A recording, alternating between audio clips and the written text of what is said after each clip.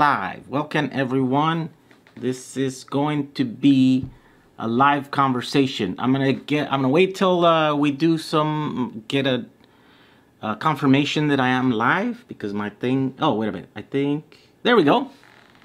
Now I just got the confirmation that I'm live. So tonight we're gonna be discussing the 4-bay chargers for the 18650 batteries. Let's see, do we have sound before we... Yes, we have sound. This one gave me an error here. I don't know why. Here we go. Maybe this one not. Oh, there we go.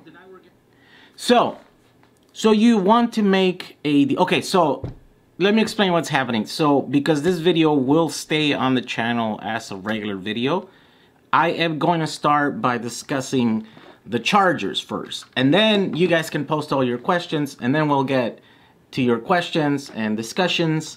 We can derail to whatever you guys want to talk about after this, but we're gonna start talking about the chargers because a lot of you guys want to make a DIY Powerwall, sort of like what I have over here. A Powerwall, a battery that stores energy, hopefully solar energy, and then later on you can use it for your home.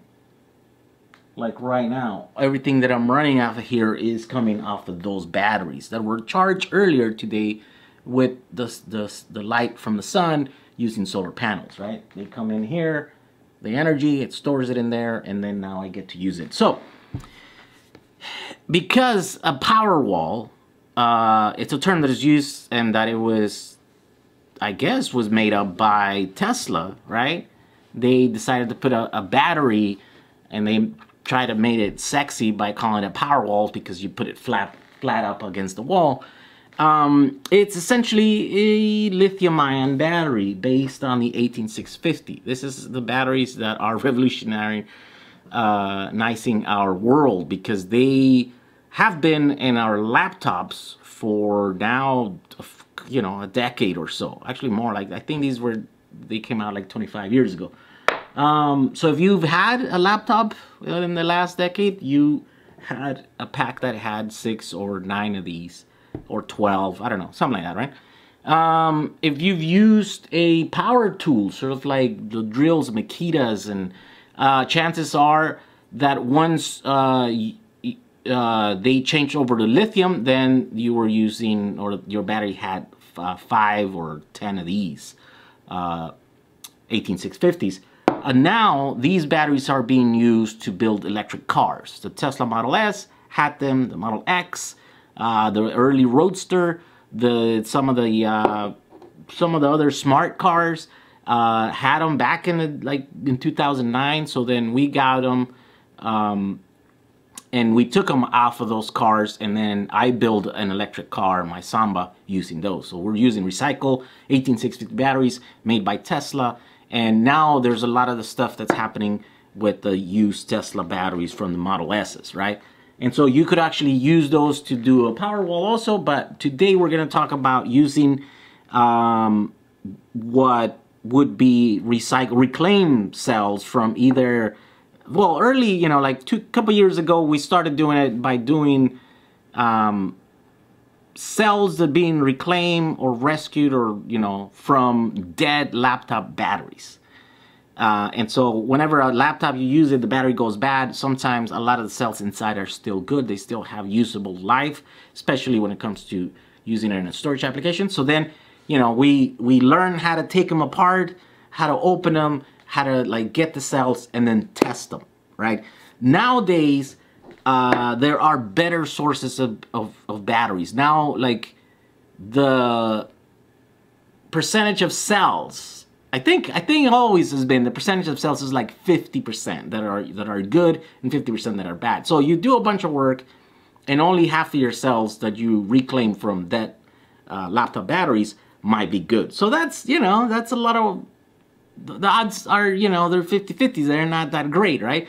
But there are other sources now. Like, for example, one of the big ones is these. These are modem battery packs. And basically these by law have to be on your modem just in case that your electricity ever goes down, and if you have an emergency while your electricity is down, this have to be able to power the modem so that you can make a call to, you know, emergency services.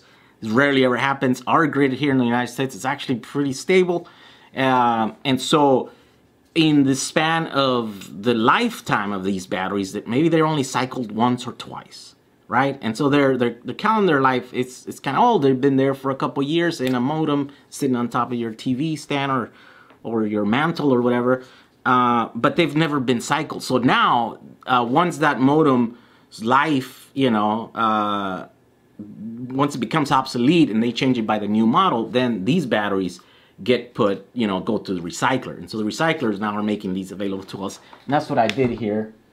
I bought a whole bag, or I bought a whole box of those. And you buy them for, you know, somewhere around $1.50, $1.25, something like that for these, right? And then I showed you guys in another video how to take these apart. You just take some pliers and then, you know, like wire strippers, and then you open them up. And then essentially what you get in here are 3 of these cells. These are really cool cells. These are what I'm actually gonna put on my bus because they're 2600 milliamp hours and they're like 95%. They're like good capacity, like almost new capacity, right? So that's how you get the cells. And that is the reason why you might want to do this. Now, if you decide that you want to use new cells to build your own DIY Powerwall, then this video might not be for you, because then the need for you to actually test every single cell, it doesn't exist, right? But if you are one of the many people, most of the people that are watching my channel now has 175,000 subscribers. A lot of those people are interested in doing something like this. Most of us are doing this. We're reclaiming old cells that are used. We're taking packs apart from overstock stuff, right? Because, you know, they were built for a purpose, but then, you know, they were overbuilt. There was too many of those batteries, and then all of a sudden they didn't need them, and they sat in a warehouse for a few years. So there's all kinds of different reasons why there are cells that have a lot of useful life that are almost like new, but it requires you to like take them apart and then reconfigure them so that you can make them. So it's always a good idea to test those cells, even if you're getting cells that are like 95% capacity, because, you know, there might be 1 or 2 packs there that the cells are just bad, that they were left down too low and they've been there for years, and so they're degraded. And so now, without you actually testing them, then you would know if you build a pack with, you know, mostly good cells but a few bad ones, then it could get into trouble. So I am going to basically review the 6 most available 4-bay battery chargers that you can get to test these batteries, right?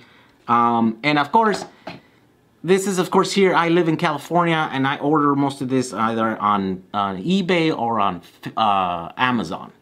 So it may vary for you. If you guys are in Europe and stuff, these might not be the most popular or the most available to you guys, right? So the markets might be a bit different. But if you're here in the States, in California, then, you know, this is at least what's available here. And so I'm gonna separate it. I'm gonna start with the worst one off for our application, right?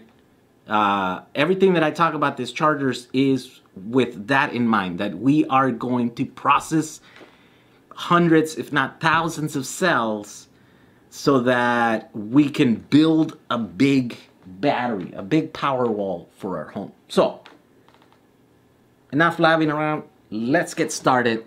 Here is the number 1. The number 1, it's called X-Star VC4. The X-Star VC4 is a $25 with free shipping on Amazon charger. And it actually has, oh yeah, I could actually plug this in here. Well, I'm not gonna waste time. It has a nice little like screen here that tells you in kind of a dial thing how to, you know, what the state of the batteries are. But this one is actually the worst one off out of the whole bunch for the next reasons. because this is actually only a charger and it doesn't actually discharge our batteries, and because we want to test batteries, then we want something that you can pop the batteries in there, and then you wait, you know, whatever, it does this thing, you come back, and then it tells you, it gives you information for you to be able to judge the health of the battery cell. This one doesn't do that. This one basically only charges. This is great for vapors. This is great for regular people that just want to charge batteries. And the way they're going to discharge the batteries is by putting in a flashlight, those stuff, you know, so it's regular charger, and, you know, for consumers. It's great, and it's the worst one because it doesn't even come with a power supply. You have to connect it to a USB thing, so you can't even use it for 25 bucks. You can't even use this off the box. You need some other hardware to provide 5 volts.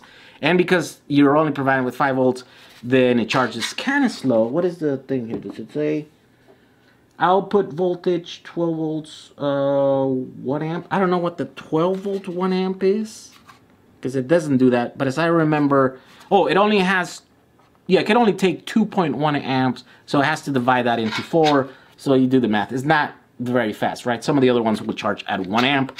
If this one were to try to do that, it would have to, you would have to put about 4 amps in here on the USB thing, which it doesn't, I don't know if it exists or not. It doesn't matter. This is junk for our application. If you're vaping, that might be the best charger, whatever. The next one that I have, yeah, so let's do this thing. I don't know, is this Mr. Too Bright? Let's see. Just a little bit. All right, moving on. Number 2. Number 2 is the Nightcore C4. Nightcore C4. A Nightcore, wait, no, it's not the Nightcore. This is the MyBoxer C4. Sorry, MyBoxer C4. This one is $29.99, so it's about, you know, 30 bucks. This one's slightly better than the other one because it's got its own power supply. You can feed it low voltage supply here, or you could just connect it straight into the wall, and then you can charge it. The problem with this one, once again, it's only a charger. It's not a discharger, and so for our purposes, this doesn't work. I mean, for end users, if you just want to charge batteries and you know they're good, or you don't care what state they are, you just want to use them, this might be great. I think this one will charge faster than the other one, so this is a slightly better. But for our purposes, no good. Good with it. That's what I think of that. Look at this. Bam.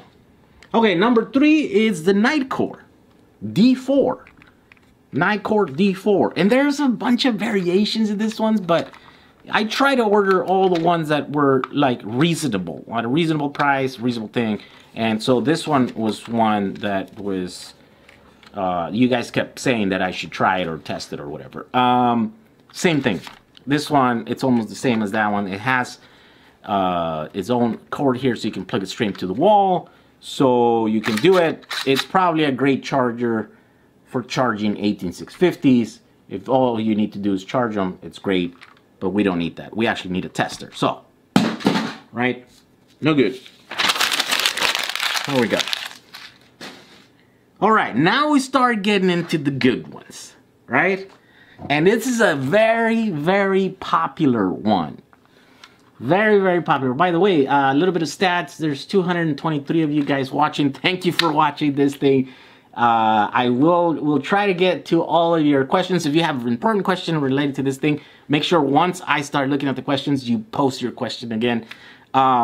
This one is very, very, very popular among the people that are doing what we're doing. Here is some of the cool features. It accepts 12 volts. It comes with, I think, the little wall wart, the little transformer. It's the only one of this whole bunch that has a fan. That's a good thing because it'll keep it cool, but it's also a bad thing because if you have a bunch of these, and most likely if you're going to want to process a bunch of cells, you're going to want to have a bunch of these, right, to process a bunch of cells at the same time. It could get noisy, right? This tiny little fan just sounds like a jet engine, you know? You know, it's just that kind of annoying. Other than that, it's really good. It will charge cells and discharge cells up to 1 amp, which is good when you're trying to when you're trying to speed up stuff, right? When you're trying to process 100 cells to 1,000 cells, you know, the difference between, you know, half an amp or 1 amp, well, it's like 50% of the time, right?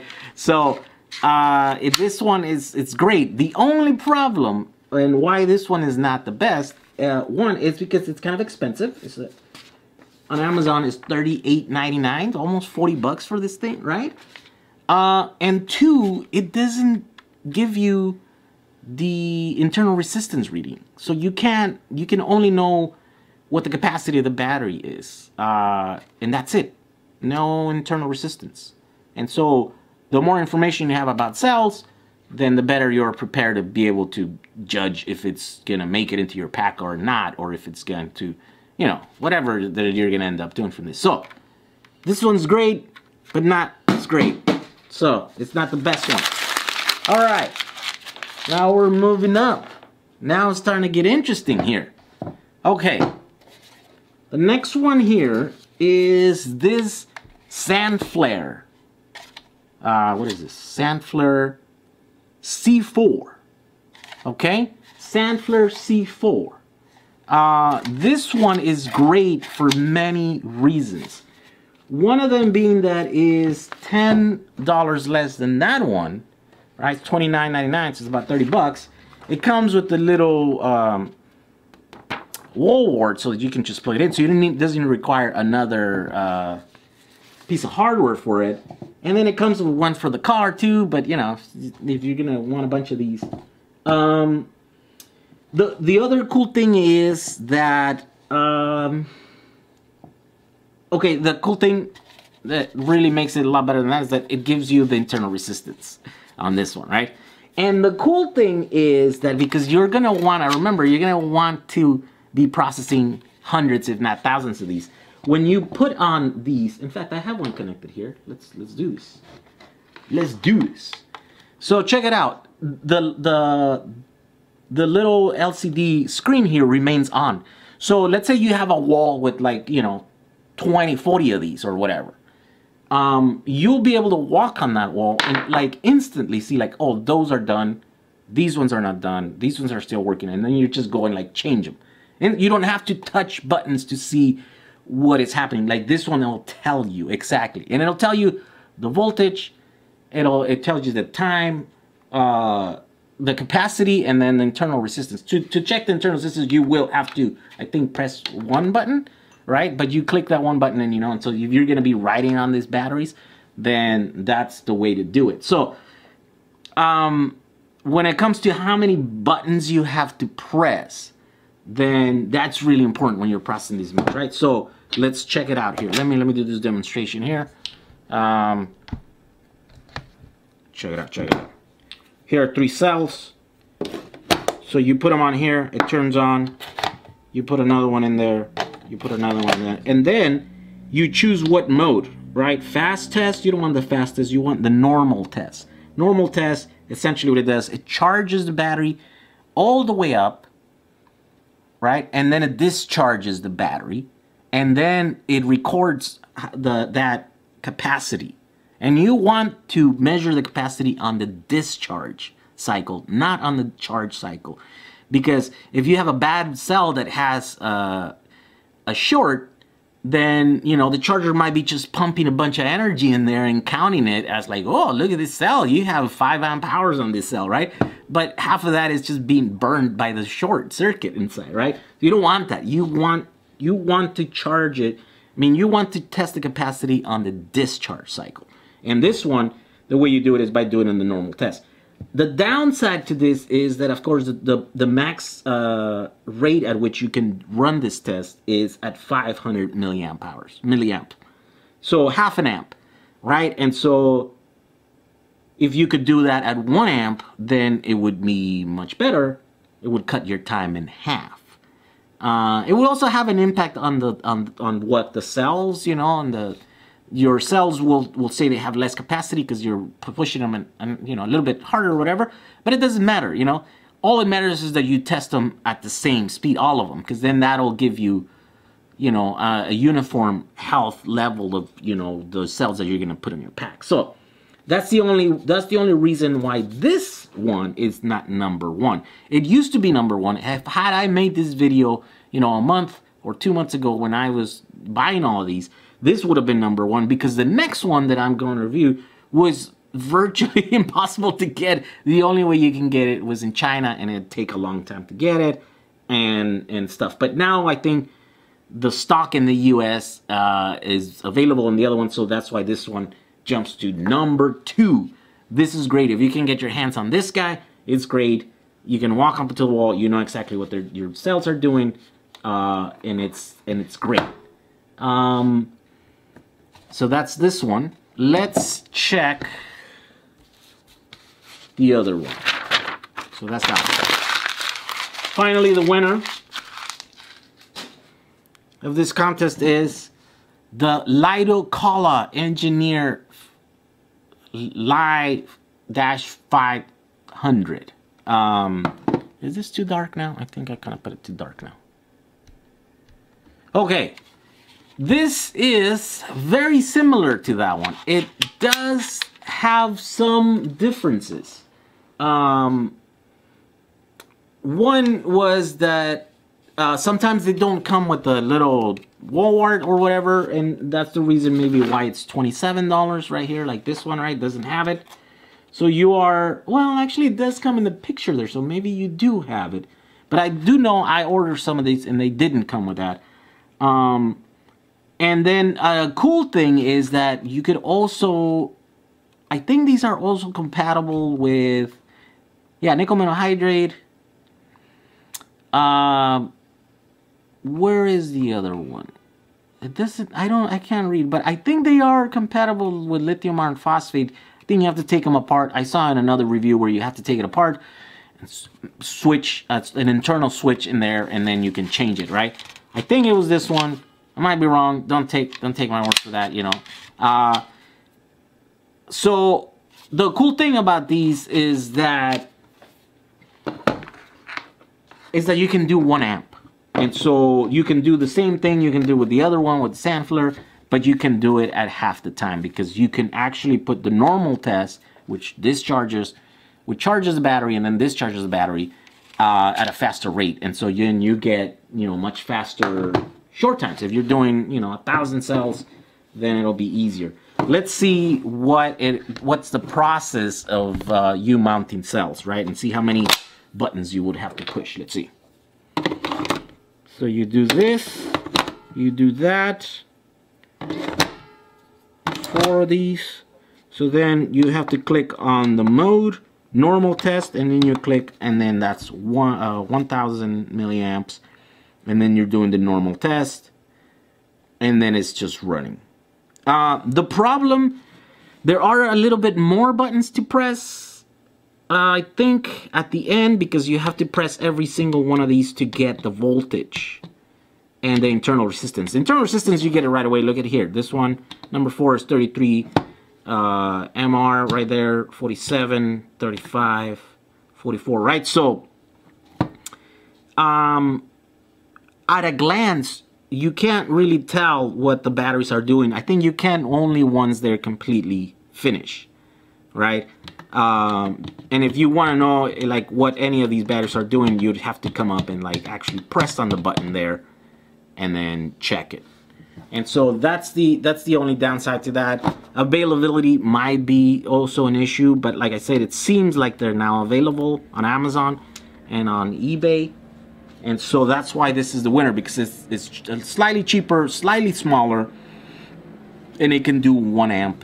And so this thing is pretty awesome. I bought 10 of these guys, and then I bought 10 of the other one. So I have several of those, and I actually gonna put them in that plate right there. I have them, you know, and I'm trying to figure out how to mount them on the wall. And what I've decided to do is not use the chargers that came with them, the little things. I actually got a 12 volt external power supply that it's there, and then I ran like all kinds of these little cables. I basically cut all the little wall warts out and connected them straight in there, and then I'm gonna use that. And so that is the winner. I think if you are going to make a DIY Powerwall and you are going to use cells, you should buy this one or you should buy this one, because they are the best ones to do this job. Okay, now that we talk about that, now that I've given you the winner, let's look at your questions and what you guys are doing. I know there's a lot of you guys using like these little boards and stuff to charge and discharge, or you're using some of the like DIY little things, you know, and that's cool. Yeah, if you guys want to do that, you know, but I think, at least for me, the line is there. It's like, I don't want to have to design a charger, you know what I mean? Even though I kind of am looking into it, like I bought these little things. These are these things that you can buy from China, the ones that those giant walls that test, you know, battery cells use. So I was looking into that to see how good these guys work, so, because maybe I want to do one of those, because then it would be much. I mean, you can in a smaller footprint, you can test a lot of these, right? But I don't know if they're worth it. I think I paid like $7 for this. You know, maybe if we buy like a bunch of them, then the price will go down.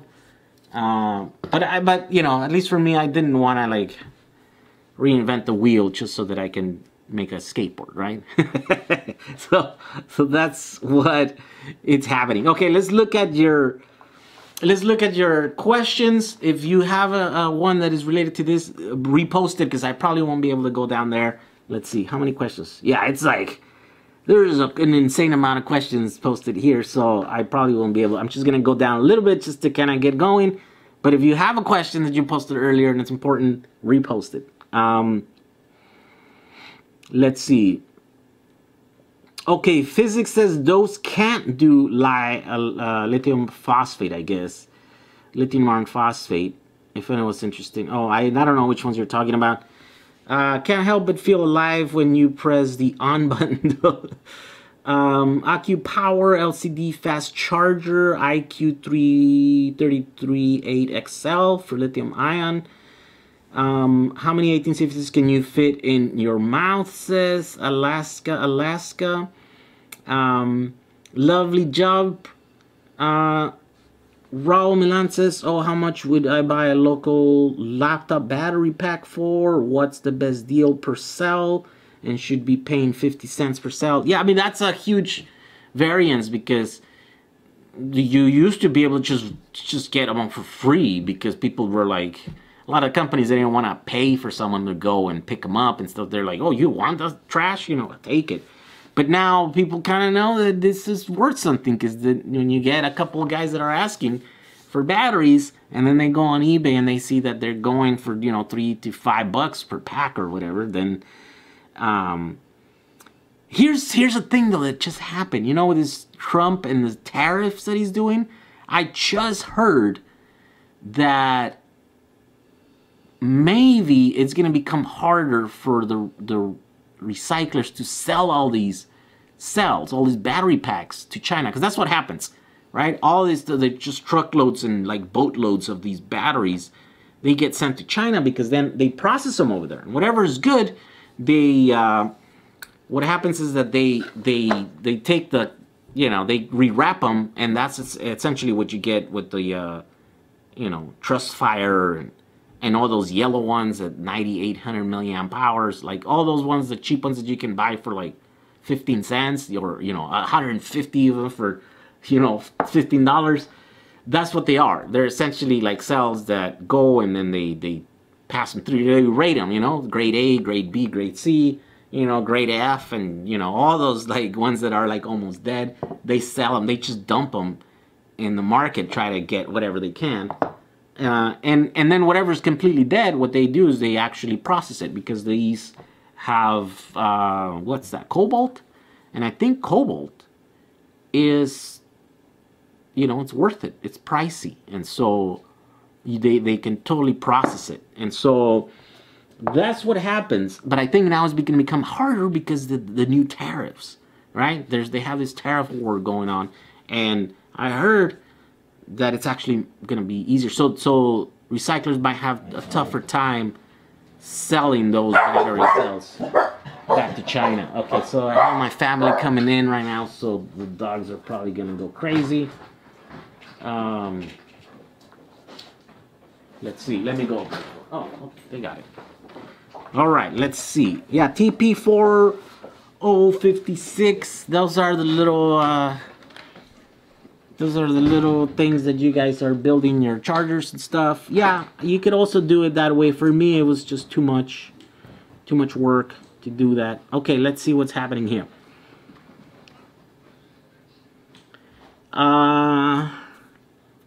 Does it matter who I buy 18650s from? Are there cheap ones versus good ones? Yeah, I mean, there's like everything. There's a whole range of them, you know. Yeah, just do your homework. I always say buy from the top 5, right? Manufacturers: Panasonic, Sanyo, LG, Samsung, Sony. I think those are the 5 ones. I think, yeah. And then there are several other Chinese ones that are like decent, like that back ones that we got. I know they do at least perform what is rated on the label, which is rare from China sometimes, you know. Let's see. Looking for those 38650 headways. Yeah, those are all gone for now at the very least. Are 5000 milliamp hour, 2500 milliamp hour or is higher better for the Powerwall? I'm getting ready to buy 700 18650s on eBay. There's no such thing as 5000 milliamp hour 18650s, so don't get those because those are Chinese fake cells, right? The best ones that you can get are the 3400 milliamp hour ones, like this ones, for example. There's a few models that are 35, I think that's where they're at right now on the 18650 format. Anything, and there's only like a few models of those that are available in those capacities. You know, it just depends. Like you don't need, I know in automotive applications you need to have the smallest, lightest battery, right? So energy density. But I think for other applications like power tools and stuff, then you need power cells, right? Cells that might not hold as much energy, but can deliver all that energy really fast.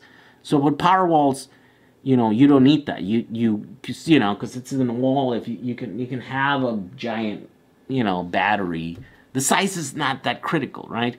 Any lithium battery is going to be way better than lead acid, right? And people were okay using lead acid for years. So even the worst, you know, energy dense a cell that is, you know, with the worst energy density, it's still going to be way better than lead acid. So yeah, I say get whatever cells that you want to.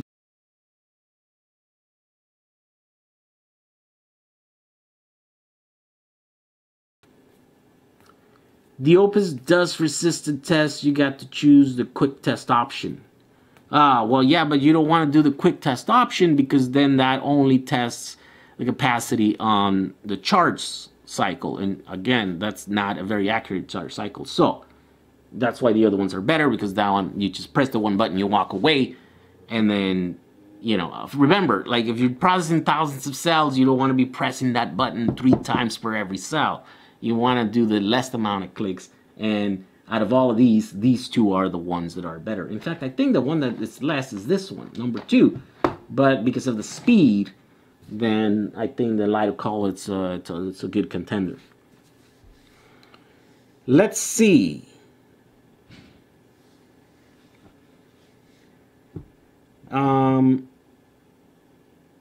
Let's see. Just reminding you, hello from Mo City, Texas. I think the IMAX V6 is the best. Well, yeah, but the IMAX V6, one, it's expensive, and it only does 1 cell at a time, right? And you got to press a bunch of buttons. Again, if you're processing thousands of cells, it's not going to be the best. It is going to be. It's the most versatile, right? Because it's a charger. I mean, it's essentially an RC charger. But for this application in particular, it's not. It's terrible. what is the best brand other than the top 5 brands? I don't know. Like, we just deal, because we deal with used batteries, we're only mostly dealing with the top 5 brands, right? So we don't even deal with the, like, all the other ones. If they're new, we'll look at them, right? Because then they're worth it. But used, like any of these off-brand or whatever, just don't even bother. Don't waste your time, you know? So get the top 5, because at least you know that when they were new, they were their quality product, right? So you might be getting degraded product, but still useful, of course, right? For storage, you know, grade C cells, it's widely accepted that grade C cells are acceptable, and that's why every single one of the car manufacturers has announced some kind of program to reuse a second life for their battery, so their degraded battery packs on their cars, right? So once they're no longer useful as a mobility vehicle, as a traction pack on an electric vehicle,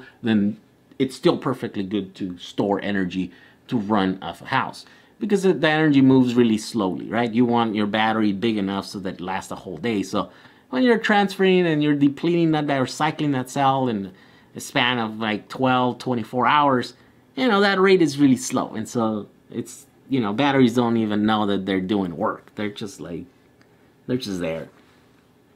What do you think about the 21700 cells? What is your opinion on those versus using 1860 cells for an e-bike? Yeah, you could do it, except the cost, the price is still kind of high. So if you want to go for the best energy dense cells, I thought about it. You know, I thought about it. I thought of ordering some, but they're just so expensive. I'm like, for so little money, I can just use these 2900 milliamp hour or these 3400 milliamp hour. That's what I ended up using on my skateboard there.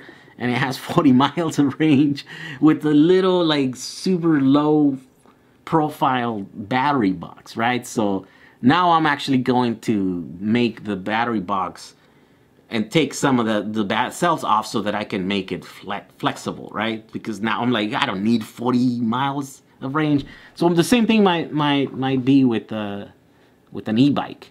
If you have a battery big enough, using, like, I don't know. I think maybe it's different with an e-bike. It shouldn't be, though, because the same amount of power should be able to move you. This thing is like 25 pounds. I think some of these bikes are somewhere around that, right? So, yeah. All right, let's see. What do we got here? Thank you, David Vincent. I'm actually waiting for your 18650 Powerwall video.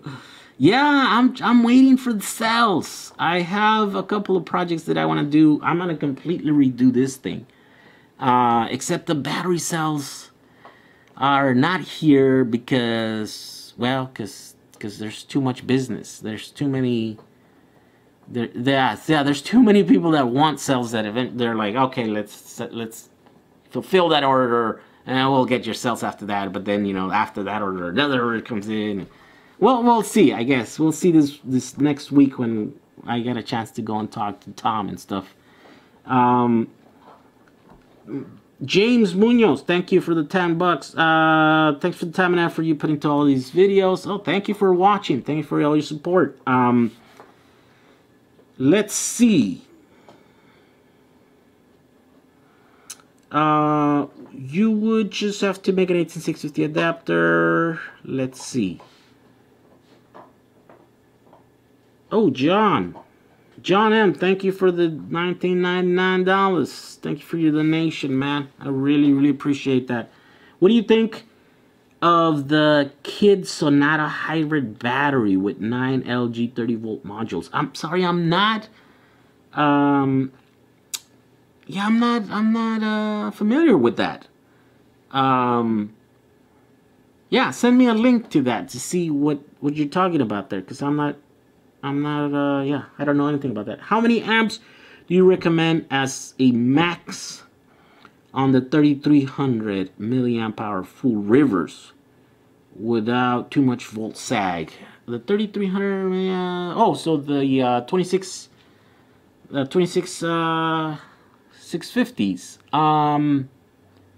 Yeah, those are like 2C cells. Those are energy dense cells, right? So don't push them too hard. As I remember, they got hot and they couldn't, the internal resistance was kind of high on that. So yeah, I wouldn't push more than like 6 amps, 7 amps, I think, on those. Yeah, because then, yeah, they start getting hot and stuff, and yeah, you just kill them, you know. Let's see. Say hi to Brazil. I like your channel. Thank you for watching from Brazil. When would you make one helicopter which is fully electric? Yeah, I want one. Yeah, you know, one day maybe. One day we'll do. We were talking about like an electric plane, but I think there's a lot of people that are doing planes now, you know, and those could get dangerous unless you know someone that really knows about aviation and stuff. What is the best way to do a battery pack for camping? Well, I mean, yeah, you just build a pack, use lithium iron phosphate, buy yourself some of these. I have links to every video where I have the March deals, and I think these are still available. These are lithium iron phosphate, which means that you can do 4NS, and you can do 12 volts, and then you can use a 12 volt, you know, inverter, and then that's how you can do a battery pack for camping. I am going to make a video about that. I'm going to show how to update this device. I don't know if you guys remember this device, but I made this, and at the time there was no lithium iron phosphate, right, available. And so what I did was build it with lithium cobalt oxide, but it's not, you know, it's not great. It's not great because then you have to use DC to DC to be able to stay within the voltage range of the little inverter. But if I just use lithium iron phosphate, then all those problems go away. And so I think I'm going to do a video, an update on that, how to change it, because people can't get the cells that I put in here anyways. So I think I'm just going to, I'm waiting for 2 more of these, and once they come in here, then I'll do this thing. And then, yeah, I can show you how to do that. That's a great little, you know, battery pack for anything that you need. Andy Neal, thanks for the $2. On Instagram, when 38,650 available, please. Oh, I see. Yeah, definitely I will make another video when those become available. You guys totally bought those. There were like, I'm gonna say there's like 15,000 of those, and then you guys just, boom, bought them all. I was only able to get the 4 that Tom got me, and that's it. They were gone. Nice shirt, they say. Oh yeah, Coldplay. It's one of my favorite artists. Can you please explain the role resistance plays in choosing what cells to use? Well, oh my God, these dogs. Can you guys hear those dogs? Should I go and close the door? Let me close this door at the very least. My dogs can be kind of annoying sometimes. Oh, resistance. Okay, so internal resistance is basically, it's a measure that tells you how fast you can move energy in and out of the battery cell. And so if that resistance is too high, it means that the battery has lost its ability to push energy, you know, freely, right? So the cell, if the resistance is too high, that means it's going to get hot really easy with the small load. You know, you're not even pushing the battery that hard, and it's creating heat, which then it becomes an issue, because then it's less efficient. And basically, if you have other cells in that pack that have lower internal resistance, then that means those cells are using less energy, are wasting less energy in the energy transfer, you know, process. And so that means that cell that has high internal resistance is going to start falling off, is drifting apart in voltage from the other ones, because it's just in the process of charging and discharging is wasting more energy than the other ones. And so then there's going to be a drift. So then if you don't have a good BMS system, then, you know, eventually a group of cells, wherever that cell is at, then it's going to fall off, and then you're going to kill it. You're going to you know, hopefully you kill it at the bottom when you're discharging it, and it just dies silently and, you know, immediately, which then it creates a problem when you're trying to charge back up, but then the other batteries are overcharged, and then that could create a problem because at the top batteries heat up. And so then, you know, that's the reason why you would want to have all the batteries, even if you have a high, you know, higher than normal internal resistance. You just gotta make sure all the cells are around the same, are kind of matched, so that they all behave the same way, right? And that's the goal. And remember, all of these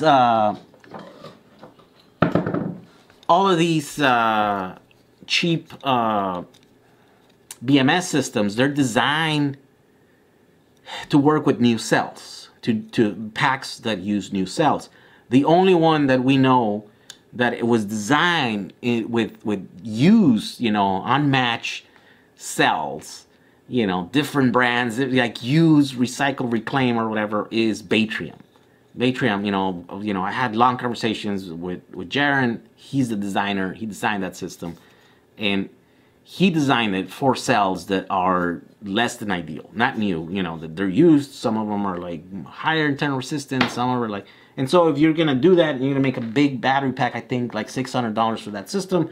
It's totally worth it, because it'll keep your battery safe. It'll make your life easy. You just basically plug it in, you set it up, you set a little computer, or you don't even have to. You just, you know, eventually I think you're going to make an app for the phone, and it'll just, you know, it'll just take care on its own. You might be able to manage it by looking every once in a while, be like, oh, look at that group is just slowly dying. I might have to change that group or whatever. Some, you know, like that. But yeah, that's why internal resistance is, it's a good measure to have when you're measuring batteries. Let's see. I'm just so lonely. Alaska, thank you for the $2. He's lonely. Yeah, sometimes I get lonely too.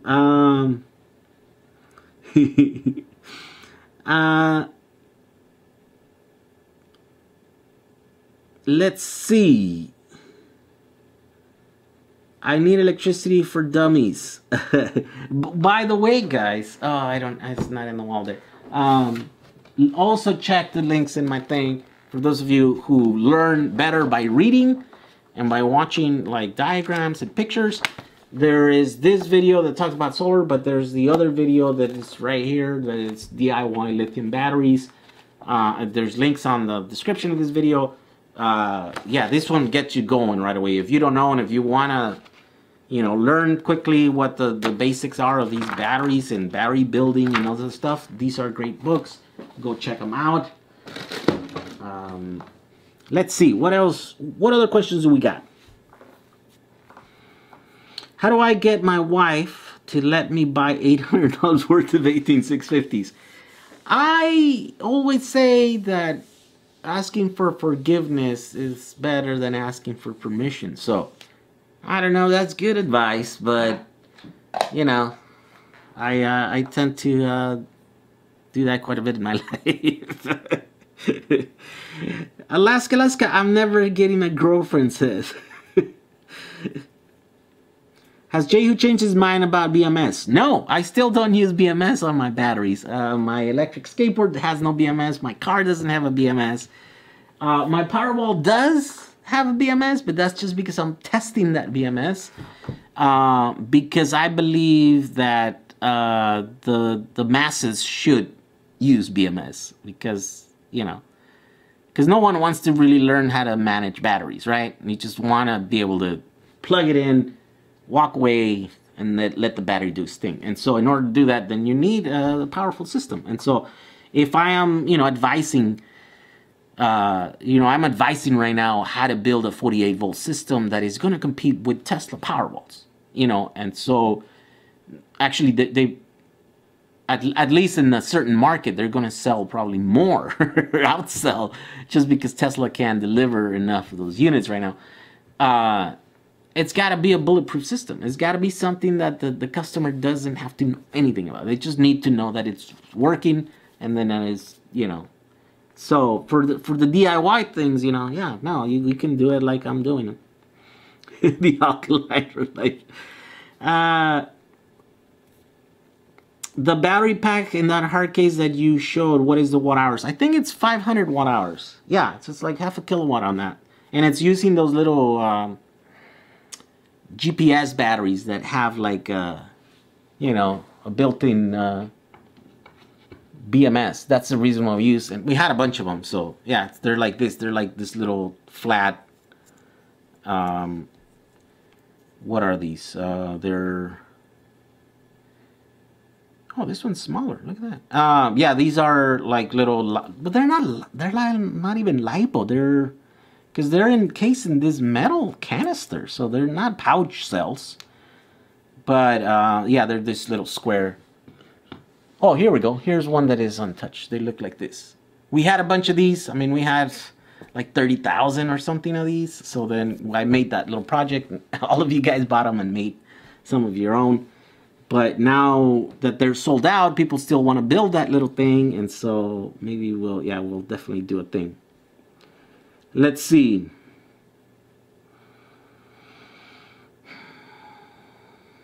Hey, don't forget to really connect the car. Question from Down Under Australia. Do you have a video, or will you please do a video on great lithium system for a family touring in an RV, seeing the country over a few years? Yeah, it's a tough one because I don't have an RV. I guess I can just kind of talk about the concept, right? And I think that is the case that I'm going to do. I think I'm going to build, I do have some lithium iron phosphate cells that I bought, and I haven't done anything with them. And then I have these that I want to do a 12-volt system for that little box. And then I also have that battery box that we bought. Right? This is a 12-volt 4S battery that became available, but there was like a very limited amount of these. There's only like 10 or so, and so I bought one, and then I posted a link, and then these sold out really quickly. But essentially, you would need this for your RV, and you would need, I don't know what your energy consumption needs are, but maybe a couple of these, maybe 10 of these. I don't know, but essentially this is what you need, and you just plug them all together. And this is a 12-volt lithium battery. It's a lithium iron phosphate. This thing will last forever. I mean, 2,000 cycles. You can use 100%. You can cycle them. This is like deeper than deep cycle batteries. I'm gonna use that for my Samba because I have a lead acid on my Samba, and I'm like, that's unacceptable. I gotta change that. Let's see. Let's see what is going on. Hey Jay, who got a link for that cell holder you said was 7? Oh yeah, I'll look it up and then I'll post it. Let's see. Can I just look it up really quickly here? Let's see. My YouTube. No, not my YouTube. It's on my eBay. I bought it on eBay. Yeah, maybe we can get that guy. Oh, here we go. Here we go. Here we go. Look at that. So this is the link. Where are you guys? Here we go. I just commented. It's a huge link, right? Because I didn't have time to... Oh, come on. It's not going to let me do it? Might not let me do it.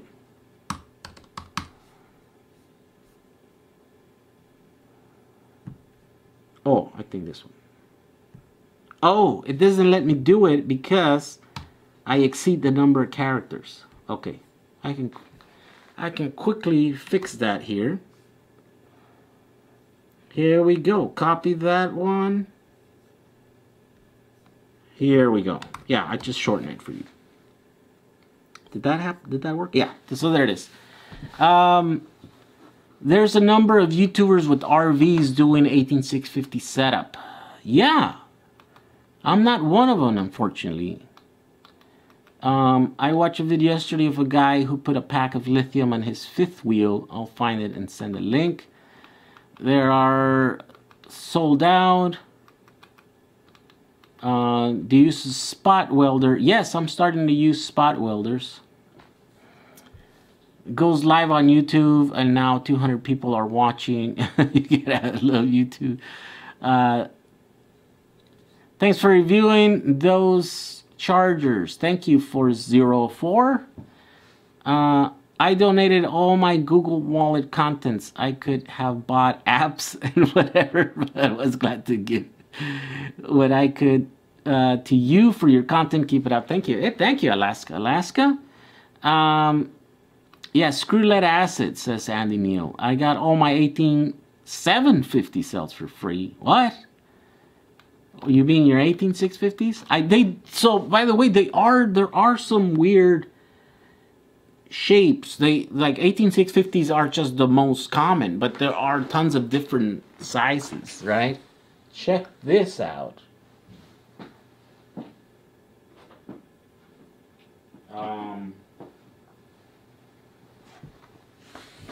So check this out.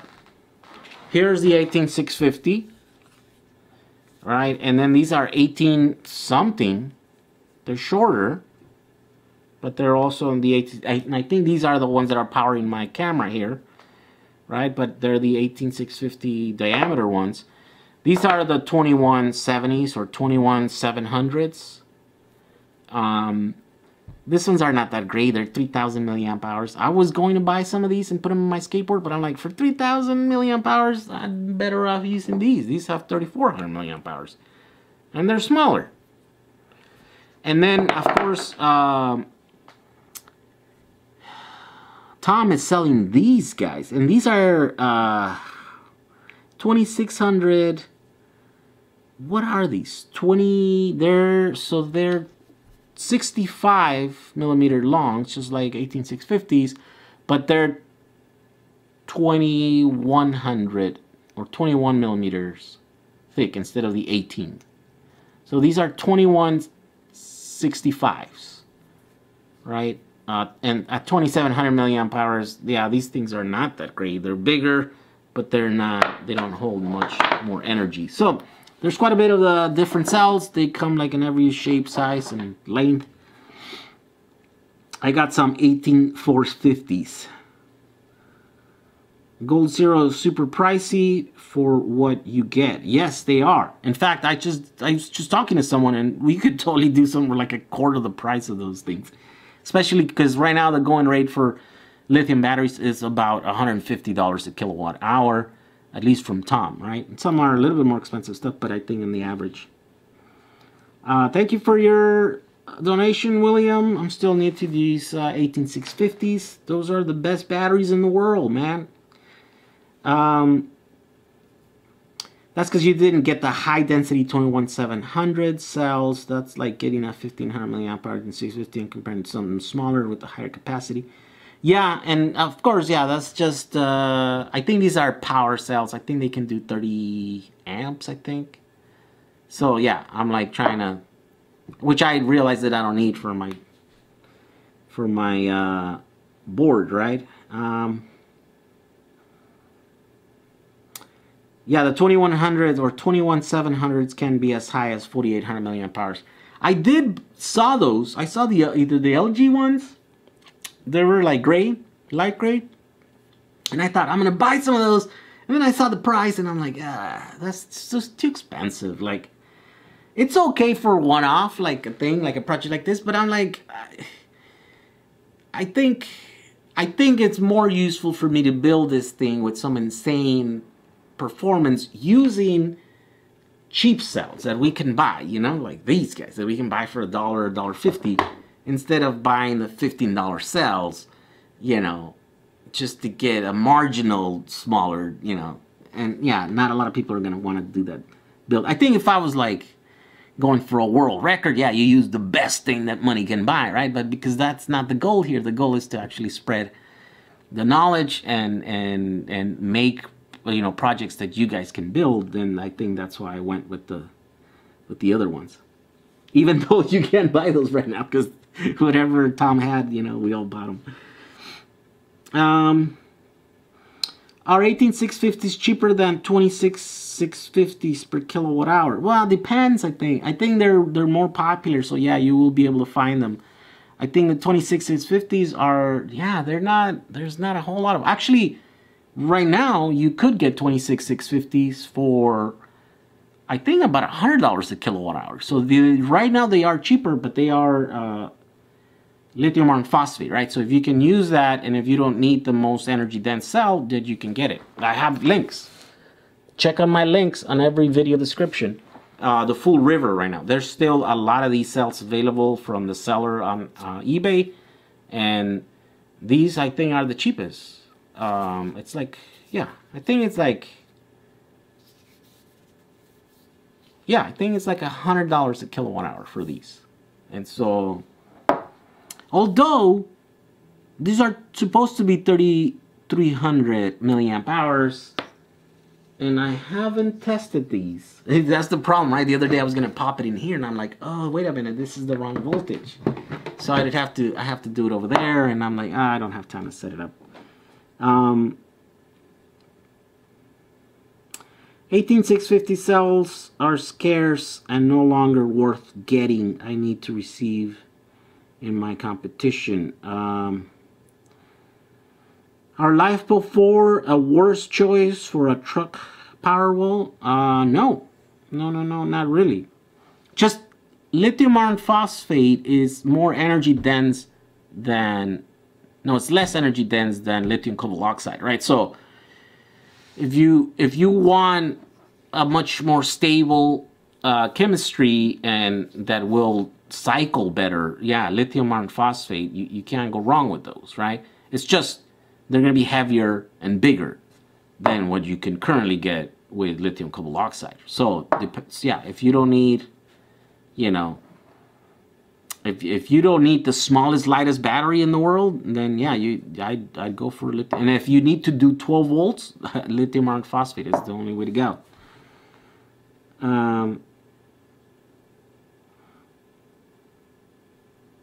Yeah, it's also not super high in power density, like they're saying. So if you want to power something big with the small battery, you know, that's probably not going to be the way to go. Let's see. How can I charge your 500 watt Puerto Rico box without solar? Yeah, just get a little wall wart. Get one of these things. You know, like this thing. This thing came with one of these little lights that I got, but you know, you can buy these all kinds of different sizes. You know, I bought one for my charger, for my I bought one for my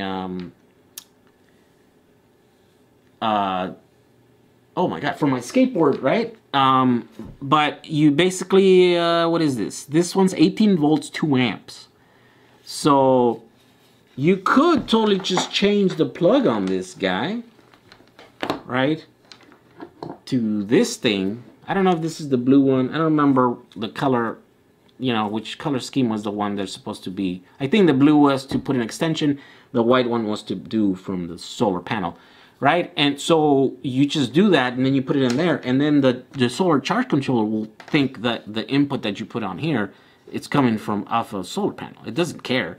You know, those solar charge controller is made to like accept a wide, you know, range of voltage, because the solar panel is like all over the place, right?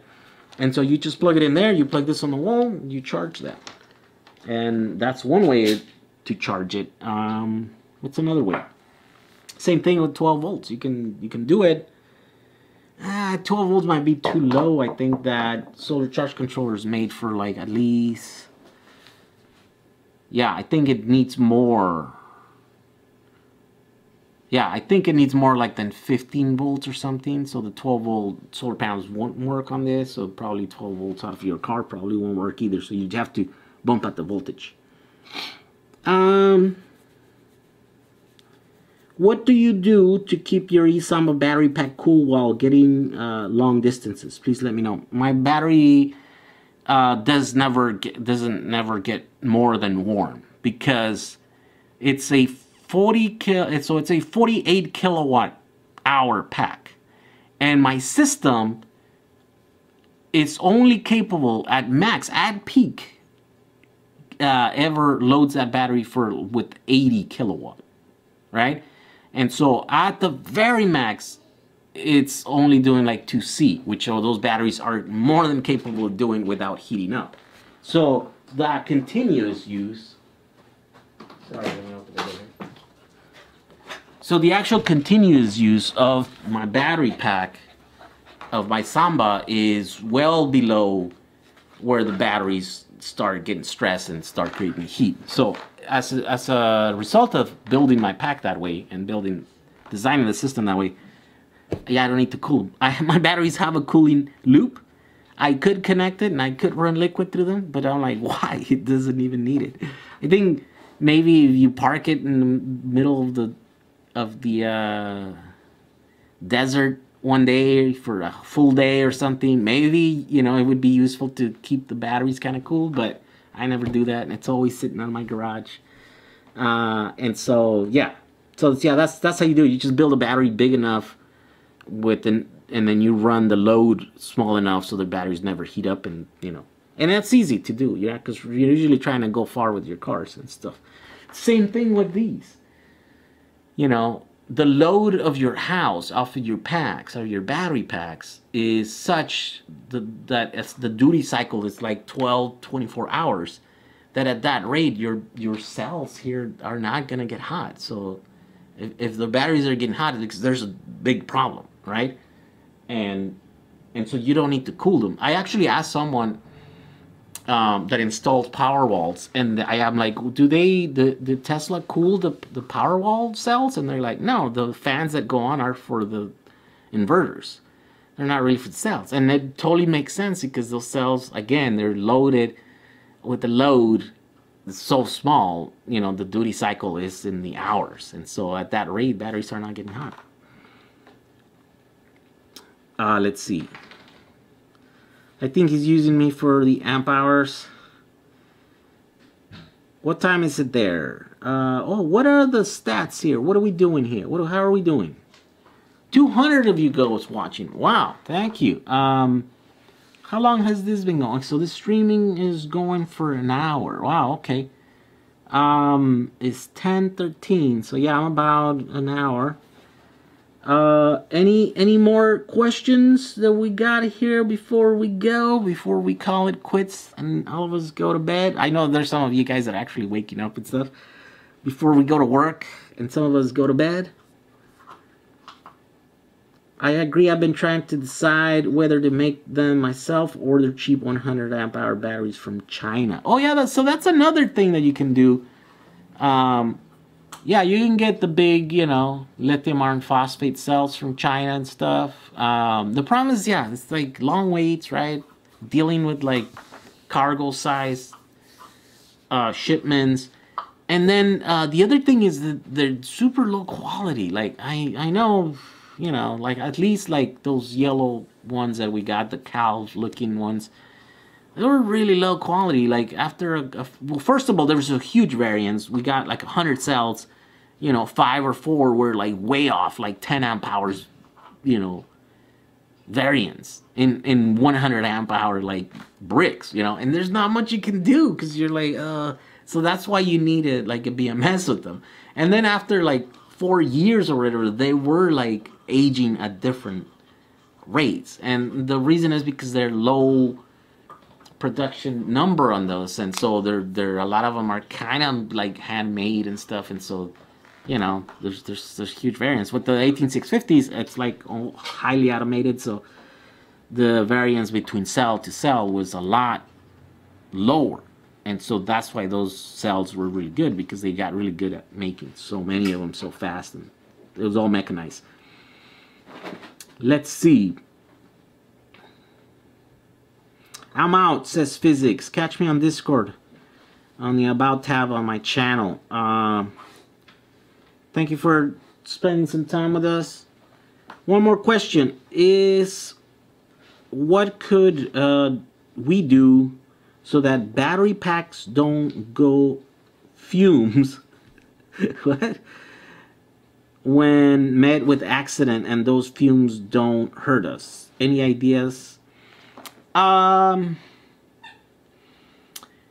mean, you could just do like the normal things, you know, encase them in metal boxes, and then put vents that lead outside. I know, like, there's some car batteries that put a ton of like engineering to vent out, you know, the battery stuff. It's just crazy because all this effort, all this work, all this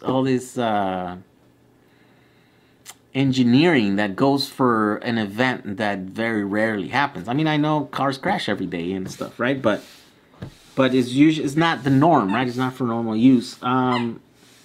Yeah, I mean, it's not.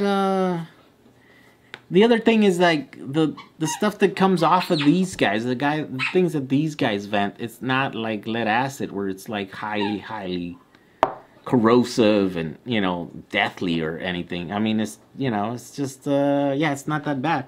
But yeah, I mean, just put them in boxes and build ducts so that they vent out. Like in our things, we don't really spend that much time thinking about you know, accidents and what would happen and how the batteries would remain in that. I don't know. I think it's yeah, you should do it. I mean, yeah, it depends how, you know, what kind of person you are. A lot of us don't, you know, plan for the worst case, you know, and I think, you know, we get by that way. It's a whole life philosophy, I know, you know, but if you want to do, you're more than free to do it. Yeah, I have LiFePo 4 48 volts 15S8P. I want to balance charge with my hobby charger, but I can only balance 10 cells max. Yeah, would it be fine to add 2 more balance ports and charge ports? Yeah, I actually used to charge 16S packs with 2 of these 8 cell, what are those, Lav Pros or whatever, that can do like 40 amps. They can do 40 amps, but not really. They can only do, what is this? Power Lav 8s. Right? Power Lav 8s, and I think they do like 1,000 watts each. So yeah, I basically built the 2 packs, put the 2 balance things, and then 2 separate power sources for those, because those are not isolated chargers. And then, yeah, I would charge, you know, 16S pack that way. You could totally do it.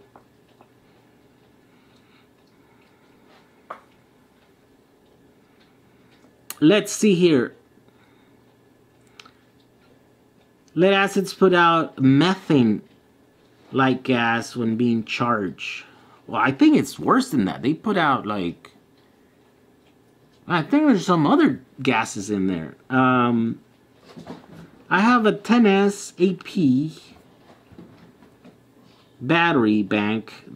The load is about 30 amps. I was wondering how many amps per battery that would be.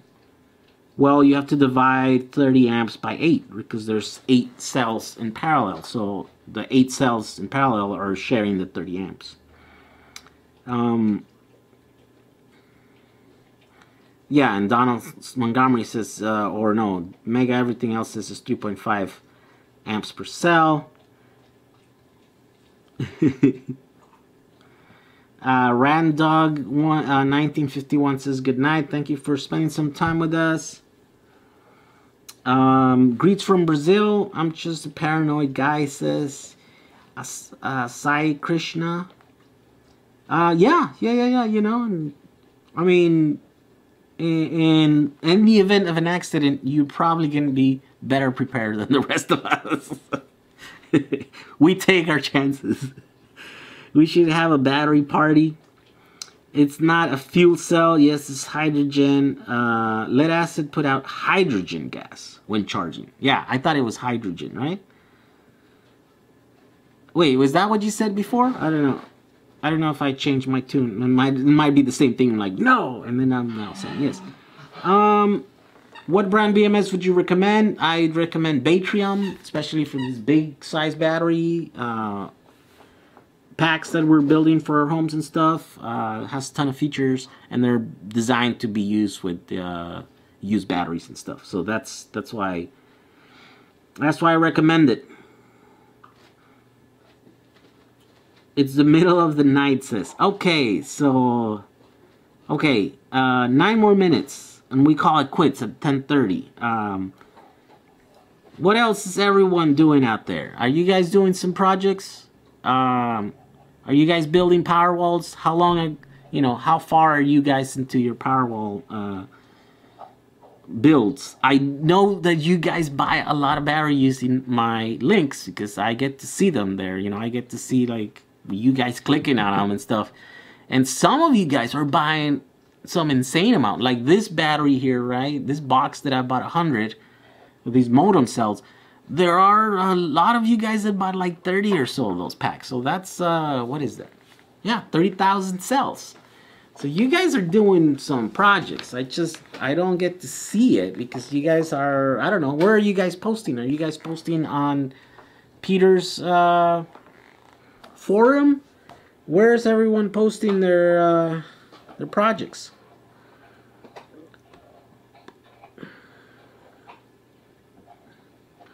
Hydrogen sulfate, the egg smell. Oh, really? No. Is that what those batteries create? No, I doubt it, right? I'm trying to make a big battery to power my future man cave. There you go. Yeah. Sort of like me here. This is my man cave, and that's my battery that is powering my man cave. I'm gonna change it because this looks kind of messy. And messy is okay, right? But I'm like, no, I gotta do something that looks cool, that looks clean, because I want the views. I want to be able, again, remember, I'm not just building batteries here. I'm also making compelling stories, and I want to go viral. You know, I have a few videos that have gotten over 1 million views, but I'm like, you know, to go viral, you know, that's viral for me, right? Those videos are viral for me. But to go regular viral or other people viral, you know, you're talking about 5 million, 10 million. And I think I could do it if I do the right project, if I tell the story in the right way. So that's the challenge, right? So in this year, I want to have another video that goes viral and hopefully does more than the last ones, because that's the challenge. And so that's why I want to redo this thing in a good way. Let's see. It's H+.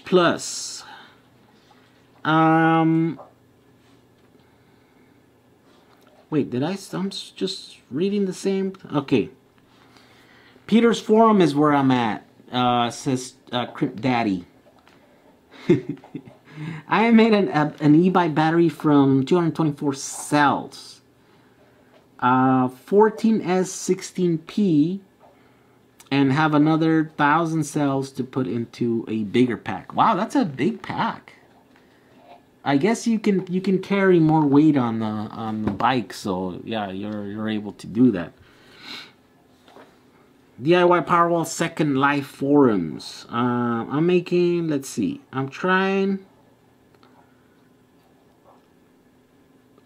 I've been only building e-bike batteries, started with 36 volts, and with the need for more speed, have upgraded to 48 volts. So let me ask you something. What is the difference in performance going from 36 volts to 48 volts, right? And the reason I'm wondering is because I'm going to do this hoverboard motors, hub motors, and those are designed for 36 volts, but they only do 10 miles an hour. So I'm trying to figure out what kind of performance and speed I would gain by putting an extra 10 volts, you know, or 12 volts, whatever it is, 36. That's more than that. 15 volts? I don't know, what is that? What are you usually getting on e-bikes? And I know those are similar motors. They're hub motors, right, that you're using. I've been only building even, like I read down already. I'm currently developing an ESC with Bluetooth, 60 volt and 1.8 kilowatt maximum power. Wow, that's a huge ESC. Is that for, that's for electric bikes, right? For e-bikes. Is it small enough to put on a off-road electric skateboard?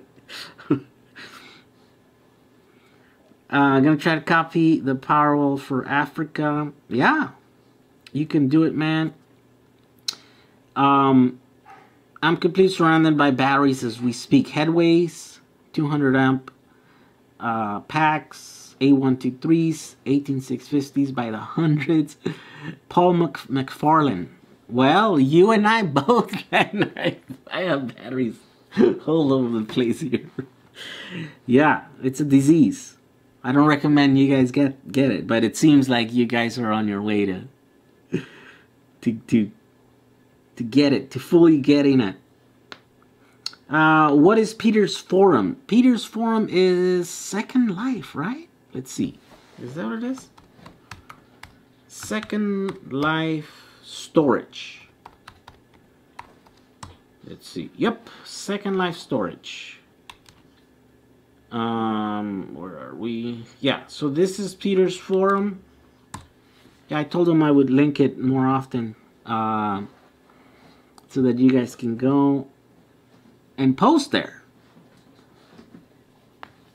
48 volt e-scooter off-road, fast, very fast.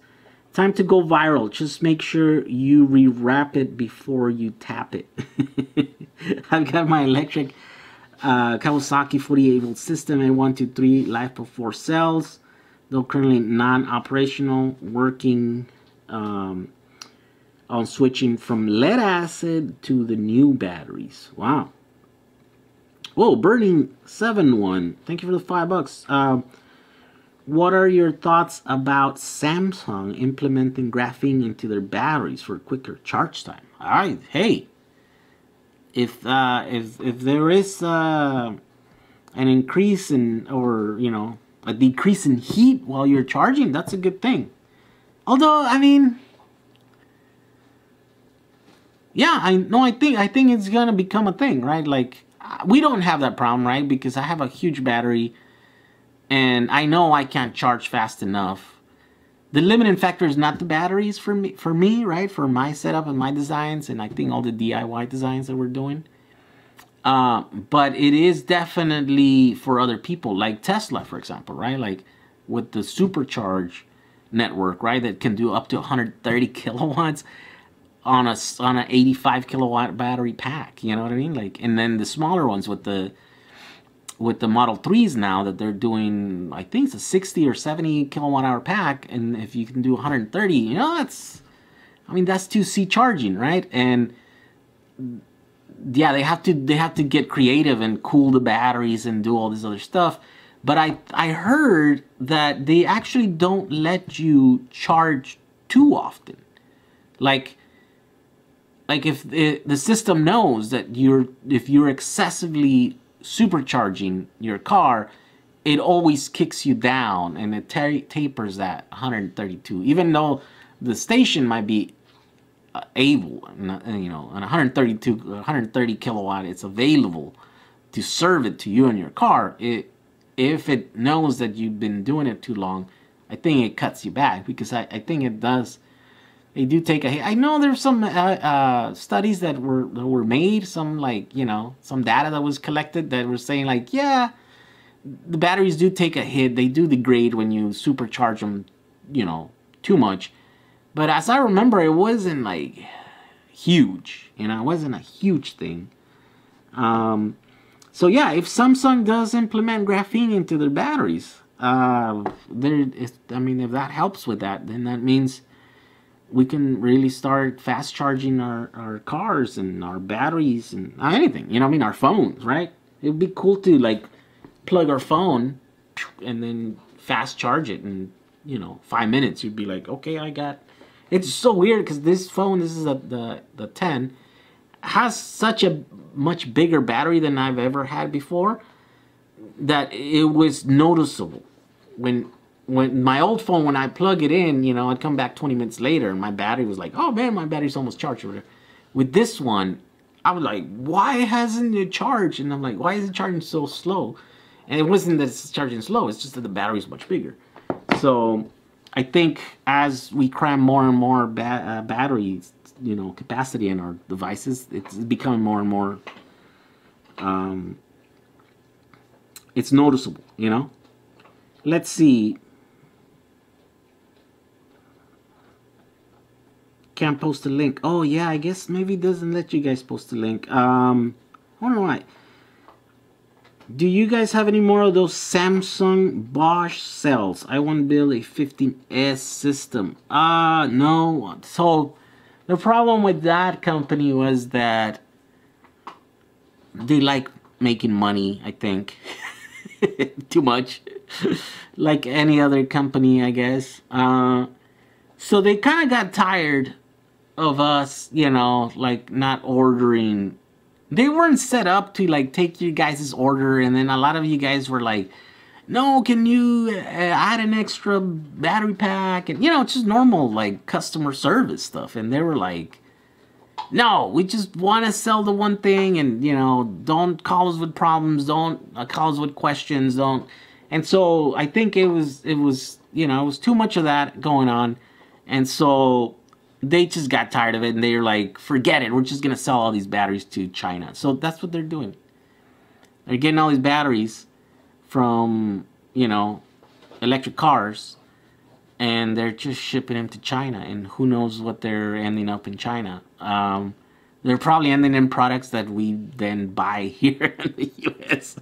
So they're coming right back over here. So that's the problem with those. So they're not available anymore. It's a shame, because that guy had a lot of batteries, and they had them, you know, and they could offer them at a you know, at good prices and stuff. And, you know, I tried my best to make it happen, but yeah, it was too hard for me, and eventually it just didn't work out. My light bill was only $30 last month, running a 1 kilowatt inverter during the day and running a 600 watt inverter at night with 36 volt lithium batteries from Tom. Usually I would pay $100. Wow, you cut 70% of your bill. Wow, that's pretty cool. Send me some links to your setup. Take some pictures and send it to me. I want to see what people are doing. All right, so now it's 10:33. I think it's gonna be time for me to go. Get a Nokia the last release.